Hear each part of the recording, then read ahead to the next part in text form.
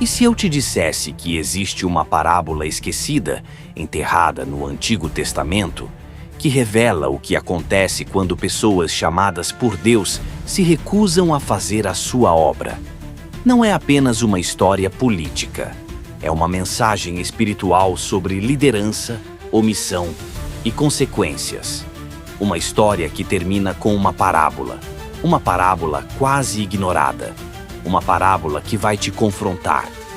Nesse vídeo nós vamos caminhar por essa narrativa, entender o que levou à parábola e por que ela ainda fala tão forte aos nossos dias. Fica comigo até o final, porque essa parábola pode ser exatamente o que Deus quer te mostrar hoje, especialmente se você sente que tem um chamado, mas ainda não deu um passo. Para entender a parábola, a gente precisa entender a história. Vamos voltar para depois da morte de Gideão, onde tudo começa a sair do lugar. Toda essa história está registrada em Juízes capítulo 9. Depois da morte de Gideão, o povo de Israel voltou a fazer o que era mal aos olhos do Senhor. Gideão havia sido um juiz valente, levantado por Deus para libertar o povo, mas ele cometeu alguns erros no fim da vida. Um deles foi ter tido muitas mulheres e, com elas, muitos filhos, 70 ao todo. Entre esses filhos havia um que se destacava, mas não por boas razões. O nome dele era Abimeleque. Ele era filho de uma concubina que Gideão teve em Siquém e usou essa ligação com os moradores de lá para conquistar influência. Enquanto os outros filhos viviam de forma discreta, Abimeleque teve uma ambição: ser rei. Ele foi até seus parentes por parte de mãe e disse: "O que é melhor para vocês? Que 70 homens governem sobre vocês, ou que apenas um governe? Lembrem-se de que eu sou da mesma carne e sangue de vocês." Com isso, ele conseguiu apoio político e financeiro. Deram a ele 70 peças de prata do templo de Baal-Berite, e com esse dinheiro ele contratou homens perversos e sem escrúpulos para segui-lo. Em seguida, Abimeleque cometeu uma atrocidade. Matou todos os seus irmãos, os filhos de Gideão, sobre uma mesma pedra, mas um deles escapou, Jotão. Ele se escondeu e sobreviveu ao massacre. Depois disso, os homens de Siquém coroaram Abimeleque como rei. E é nesse momento que Jotão aparece, sobe ao monte Gerizim e grita a única parábola registrada no livro de Juízes. Mas antes de revelar essa parábola, precisamos entender uma coisa. Aqueles 70 filhos de Gideão representavam algo. Eles eram os descendentes de um homem chamado por Deus. Homens com herança. Homens que, de alguma forma, poderiam representar a continuidade de um legado justo. Mas, quando eles se omitiram, quando se calaram, ou quando foram eliminados, o trono ficou vazio e um espinheiro subiu. Em Juízes 9, a partir do versículo 7, Jotão sobe ao monte Gerizim e levanta a voz para contar uma parábola ao povo de Siquém.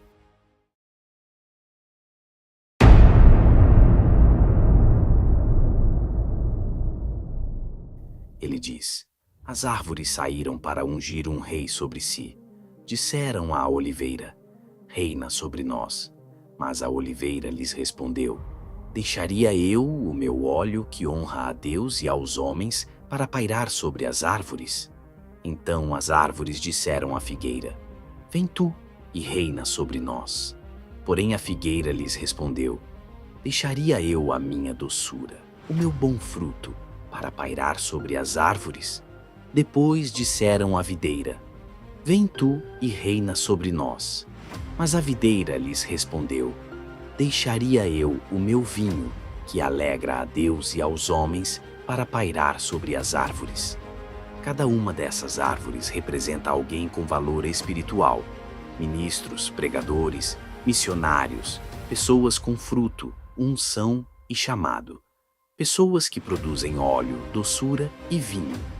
Mas todas recusaram o convite para reinar. Essas árvores são como os filhos de Gideão. os que tinham herança e potencial, mas não assumiram a responsabilidade. Não quiseram reinar. E então a parábola continua. Por fim, todas as árvores disseram ao espinheiro: Vem tu e reina sobre nós. E o espinheiro disse: Se deveras me ungis por rei sobre vós, vinde e refugiai-vos à minha sombra. Mas, se não, saia fogo do espinheiro e devore os cedros do Líbano. O espinheiro representa Abimeleque. Ele não produz fruto, não tem sombra, não tem doçura, mas quer reinar. E não apenas quer reinar, ele ameaça destruir quem não se submeter. Espinheiros são aquelas pessoas que até falam de Deus, até pregam, até cantam, até usam o nome de Jesus, mas não vivem para Ele. Gente que sobe ao lugar da autoridade espiritual, não porque foi chamada por Deus, mas porque os verdadeiros chamados recusaram a missão. Essa parábola é um alerta. Quando os ungidos se escondem, os espinheiros assumem.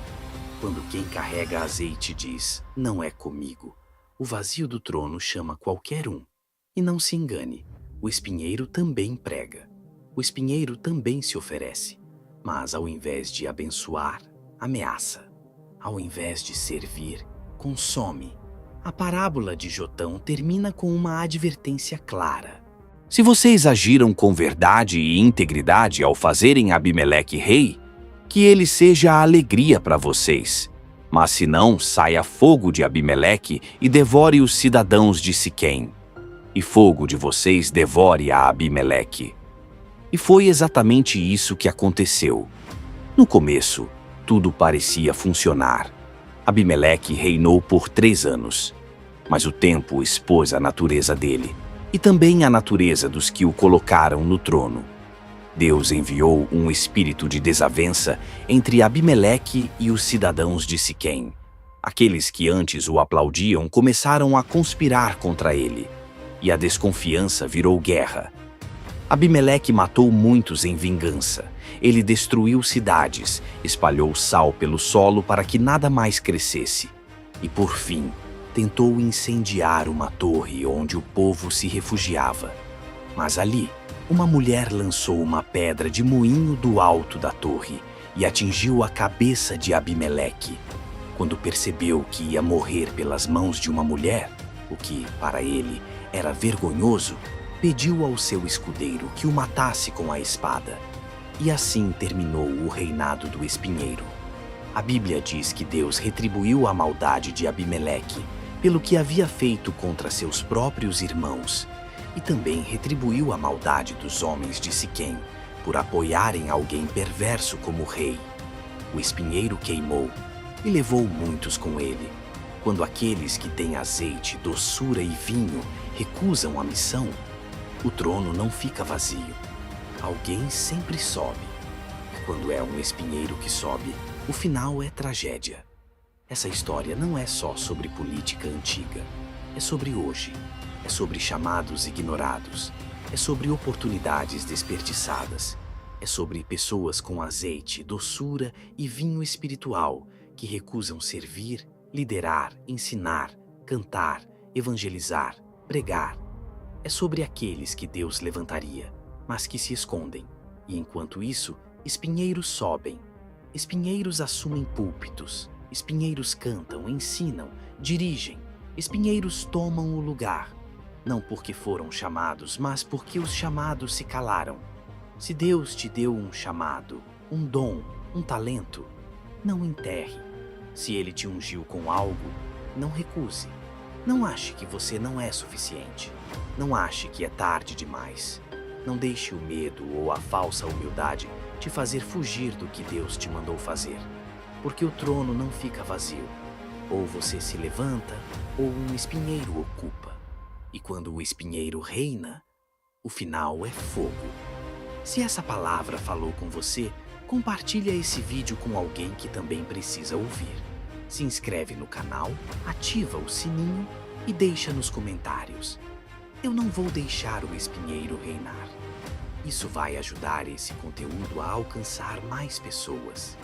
E quem sabe despertar outros que ainda estão escondidos. Deus está te chamando.